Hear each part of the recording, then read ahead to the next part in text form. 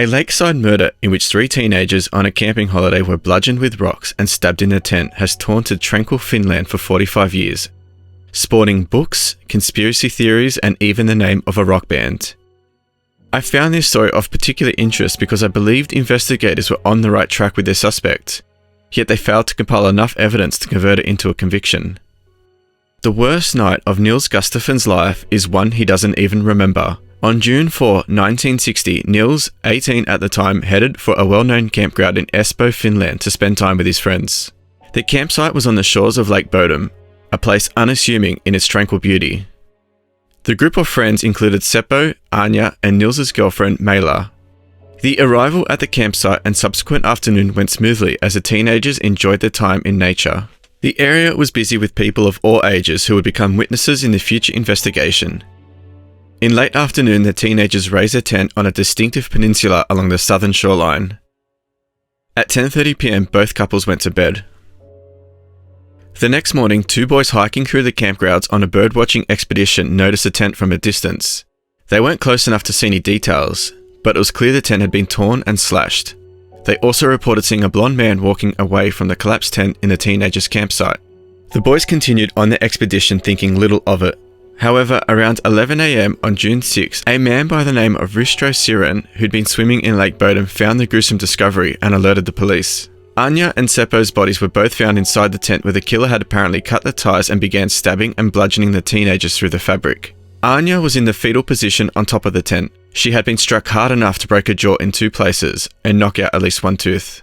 Mela took the brunt of the assault. She had been neck and face stabbed 15 times, bludgeoned, and had defensive wound on her arms. She was found lying on top of the tent, almost nude from the waist down. Her jeans pulled one leg completely, halfway down the other. She had sustained significantly worse injuries than the others, with many of her stab wounds inflicted after she was already dead. Her boyfriend, Nils, was also found outside of the tent. He sustained several injuries, including a concussion, a fractured jaw, and a deep knife wound to the forehead. The wound was so deep that he could see his teeth through the opening. He also had a strong hit to the back of the head, leaking cerebral fluid through his nose.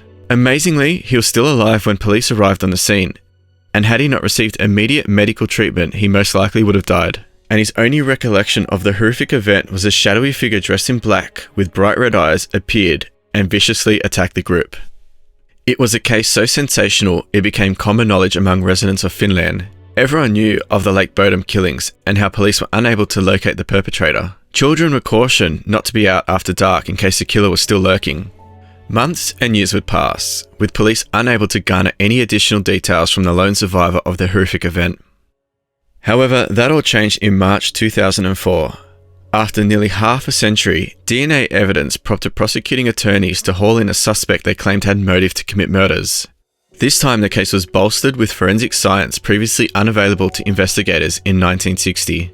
Their suspect was Nils Gustaffson. Nils wasn't a suspect at the time of the murders. When Finnish police arrived at the crime scene, he was in such a bad shape with a broken jaw, bruising, and a concussion. He couldn't remember anything other than his rather peculiar account of a supernatural figure which seemed born out of a state of shock. The initial police investigation was a complete debacle as investigators and onlookers were allowed to trample the scene during the day. Nevertheless, police tried to piece together what had transpired based on physical evidence. The teens had arrived at the campsite near Lake Bodom on motorcycles. The bikes were still there when police arrived, but the keys were missing. Nils's shoes were also thought to be lost until investigators found them roughly half a mile from the campsite. The killer stole several personal items from the victims, including their wallets and multiple articles of clothing. Several of the other personal items, along with the murder weapons, were never found. A soft drink bottle was seen bobbing on the shoreline next to the tent. 2 fingerprints were lifted, but never matched anyone. It's unclear whether the bottle was part of the evidence or just floating in the area. Another piece of evidence that had promise was a muddy pillowcase. Next to the tent, a pillowcase was found wrapped and tied with an elastic band. This piece of evidence will be very confusing for prosecutors and, later, the courtroom. The fabric found both blood and semen. The blood could not be determined, but could have been a multi-victim combination. This would complicate the type of experiments conducted in 1960 and does not lead to an anonymous donor. The semen couldn't fit any teenage boys, which possesses a bigger problem, which I'll talk about later on. The most curious observation was how the killer had launched the assault. The teens had seemingly been knifed and clubbed while they were still inside the tent, with the killer slashing through the tent in order to stab them. Nils had been found on top of the tent. According to some version of the event, so had Mela, meaning she either crawled out of the tent or her body must have been moved between the time of the attack and when police arrived. The scene would have been mystifying under most circumstances, but investigators made their own jobs harder by failing to secure the area completely and inviting search parties to look for clues. Their assistance meant the crime scene was disturbed, making evaluation for footprints or other evidence difficult. With barely any physical evidence, the likelihood of finding a resolution did not seem promising.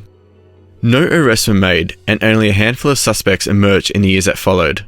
One person of interest was Karl Gilstrom, who ran a kiosk business on the campgrounds and was generally an extremely irate man who often had issues with campers, presumably due to noise issues. Perhaps most alarmingly, he was known to cut the ropes of tents that he didn't want on the land, and even threw rocks at visitors if he was in a especially foul mood.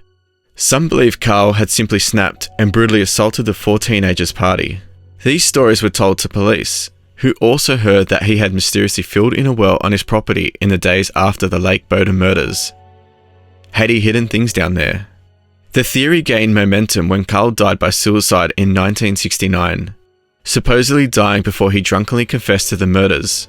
As damning as that seemed, police declared Karl could not have committed the crime. According to his wife, he'd been in bed with her on the night of the attack, though some argue that it was a persuaded alibi. According to some people, the confession was false, though it's not clear what may have prompted Karl to take responsibility for the killings. Police had other leads too. There was Paulie Luoma, who was said to be in the vicinity of the campsite, but his alibi for that night being in another town was confirmed. Another intriguing suspect, Hans Asman, and no, that was not a mispronunciation. Hans, who lived several kilometers from the shore of Lake Bodom, had more of a reason to seem suspicious. A physician named Horma Paolo insisted that at some point after the murders, Hans had come into Helsinki Surgical Hospital with dirt under his fingernails and blood on his clothes. But when the police looked into it, they found Hans had a credible alibi. No one, it seemed, could be placed at the scene. No one other than the man who managed to come out alive. For decades, the Lake Bodom mystery sat unsolved. Meanwhile, DNA testing was growing into a viable way to re-examine both current and cold cases, first being used in the 1980s. But Finland, with just a single forensics lab serving the entire country, had little bandwidth to turn its attention to old investigations. The Lake Bodom murders weren't revisited until 2004 when a fresh look at Nils's shoe became the focal point of a new round of accusations. Forensic scientists at the country's National Bureau of Investigation's crime lab tested the shoes and found blood from the victims. Remarkably, the shoes were missing any blood from Nils himself. How he could have been attacked along with the others, yet only have their DNA on his shoes, was puzzling. The explanation, police believed, was that he had committed the attacks himself, then discarded his shoes before somehow assaulting himself to look like he had been attacked by a third party. Investigators theorized that Nils could have been compelled to murder the 3 because of some jealousy. Someone who was staying at a nearby campsite the evening of the murders testified in court that she saw Nils and Seppo in a heated argument, with Nils appearing to be heavily intoxicated. Perhaps investigators thought Mela had rejected his advances, or maybe Nils believed Seppo was making a pass at her. That would explain why Mela had been seemingly stabbed and hit with more frequency than the others. The police hypothesized Nils had been exiled from the tent, possibly after a fistfight with Mela, leaving him with a fractured jaw. He then returned in a rage, the theory went, swinging a knife through the tent until his friends were dead. The district prosecutor in Espoo had enough faith in the story to bring charges against Nils, with the potential for life in prison if he was convicted. In protesting his innocence, his lawyer, Rita Leppäniemi, argued that Nils's blood had been left inside the tent and that being pummeled at the hands of Seppo to the point of a broken jaw would have left him in no condition to violently murder 3 people. Rita also criticised the eyewitness testimony of the camper, who had stayed silent about the fight she had allegedly witnessed for 45 years for no discernible reason and couldn't remember certain key details. During the 2005 trial, a police officer named Marko Tuominen claimed Nils was candid after his arrest and said, "What's done is done," predicting he'd get 15 years for the crime. But Nils rejected that and stuck largely to the same story he'd been telling for decades. He couldn't remember anything other than going fishing with Seppo and that there was no argument. The court ultimately found that there was insufficient evidence to convict Nils, citing that too much time had passed to compile an accurate picture of the event. Nils was acquitted of all charges. With over 60 years having passed since the events of June 1960, no answers appear to be forthcoming. Some people in Finland have tried to turn Nils's claim that he didn't remember anything into an inadvertent question. If he couldn't remember what happened, how did he know he didn't do it? However, such logic doesn't work in the courtrooms. Another question is why Nils's shoes were left so far from the campsite. If he took them off to sleep, why not place them near the tent? And who was the blonde man the boys saw walking away from what they later learnt was a scene of a crime? Hans was blonde. It's not entirely clear what hair colour Nils had at the time of the attack. And if Nils had somehow worked up the nerve to stab himself in a staged attack, why wasn't there a blood trail leading to wherever the knife was deposited or hidden? The bloody pillowcase with traces of unidentified semen is one of the main problems here.